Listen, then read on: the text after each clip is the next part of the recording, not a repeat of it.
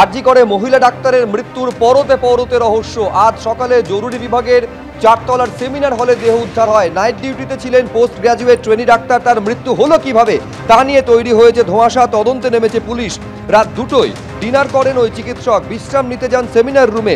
পোশাক ছিল অবিন্যস্ত, দেহে আঘাতের চিহ্ন ছিল বলে দাবি করছেন পড়ুয়াদের একাংশ। দেহ এখনও নামাতে দেননি পড়ুয়ারা। মহিলা ডাক্তারের মৃত্যুর প্রতিবাদে কর্মবিরতিতে গিয়েছে আরজিকর মেডিকেল কলেজের যারা পিজিটি রয়েছেন। 5 সদস্যের তদন্ত কমিটি গঠন করেছে হাসপাতাল কর্তৃপক্ষ। ময়না তদন্তের জন্য গড়া হয়েছে 3 সদস্যের কমিটি। ম্যাজিস্ট্রেট পর্যায়ের তদন্ত দাবি করছেন পড়ুয়ারা। মৃত্যু রহস্যের জট খুলতে হাসপাতালে পৌঁছন কলকাতার পুলিশ কমিশনার এবং ফরেন্সিক বিশেষজ্ঞরা। স্বাস্থ্য সচিব নারায়ণ স্বরূপ নিগম তিনিও গিয়েছেন হাসপাতালে।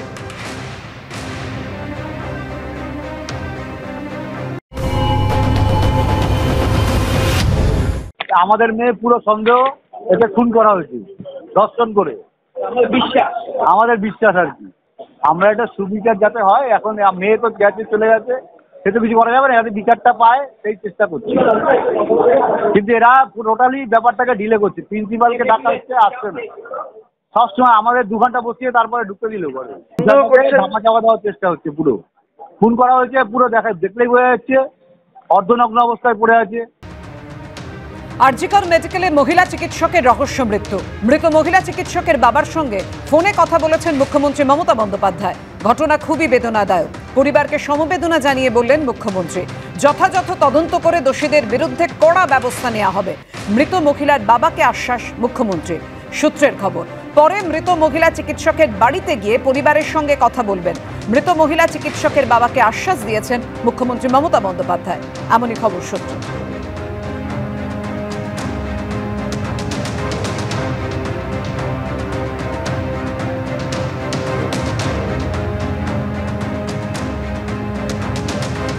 ঘটনার তদন্ত করতে আজকে হাসপাতালে যান পুলিশ কমিশনার বিনীত গোয়েল।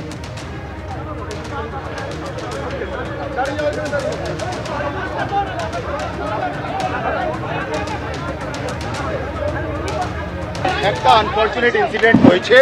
সেকেন্ড ইয়ার ওনার ডেথ হয়েছে। ইনভেস্টিগেশন আমরা করছি, আর যা সম্ভব প্রয়োজন প্রত্যেকটা স্টেপ না হচ্ছে। গতকাল রাতে অনকল অবস্থায় ছিলেন আমাদের সহকর্মী। সকালবেলাতে তাকে যখন ডাকতে যাওয়া হয়, তার নিথর দেহ পড়েছিল।